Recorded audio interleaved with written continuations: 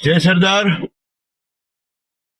પાટીદાર સમાજના દરેક અગ્રણીઓ, ચાહે રાજકીય હોય, ચાહે સામાજિક હોય, ગ્રામીણ હોય, શહેરી હોય, પોલિટિકલ હોય, નોન પોલિટિકલ હોય, દરેક અગ્રણીઓને ખાસ બે હાથ જોડીને વિનંતી કે મારા સાહેબ, હવે તો લગ્ન નોંધણી કાયદા બાબતે ગંભીરતાથી બહાર આવો.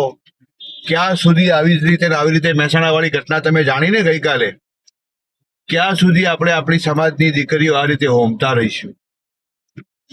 આ હોમી જ કહેવાય.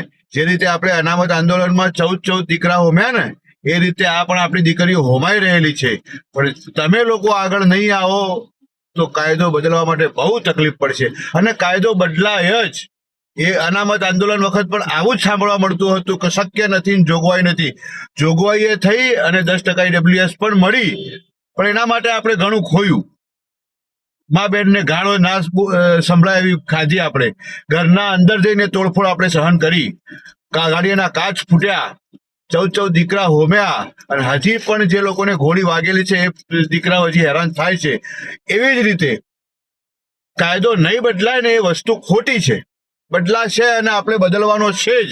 પરંતુ તમે લોકો જેટલા ઝડપી અને જેટલા ગંભીરતાથી આ મુદ્દા પર બહાર આવશો અને કોશિશ કરશો તો જલ્દીથી જલ્દી પરિણામ મળશે આપણને. બાકી આવી રીતે દીકરીઓ હોમાતી જશે.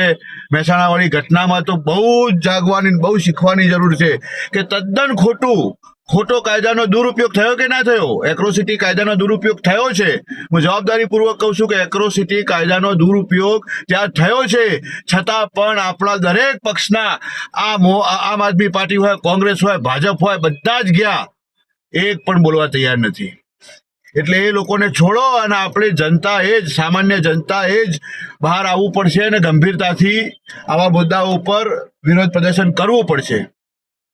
બાકી તમારા કે મારા કે આગેવાનો, નેતાઓ આપણને ન્યાય આપશે એ ભૂલી જજો. એ ખાલી મત લેવા આવે એટલે ભાષણ જ કરી શકે છે, બાકી કશું જ નથી કરી શકતા. અને સાદો સિમ્પલ કિસ્સો હોય ને, એને કઈ રીતે રાજનીતિમાં લઈ જવો એ બરાબર જાણતા હોય છે. એના ઉદાહરણ સ્વરૂપે અહીંયા સુરતના આપણા અલથાણવાળી ઘટના, એમાં તમે જોયું હોય છે કે કેટલા હદે આપણા નેતાઓ રાજનીતિ ઘુસેડતા હોય છે કોઈ પણ મુદ્દાની અંદર. પણ છોડો, એ જે થવાનું છે થઈ ગયું. એ ભગવાન દરેકને સદબુદ્ધિ આપે. પણ આ મહેસાણાવાળી ઘટનામાંથી કંઈક શીખી અને ગંભીરતાથી લઈ અને આમાં કંઈક સારું પરિણામ આવે અને ભવિષ્યમાં આપણી દીકરીઓ આ રીતે ના હોમાય, એના માટે કંઈક વિચારજો. દરેક અગ્રણીને હું પ્રાર્થના કરું છું. જય સરદાર.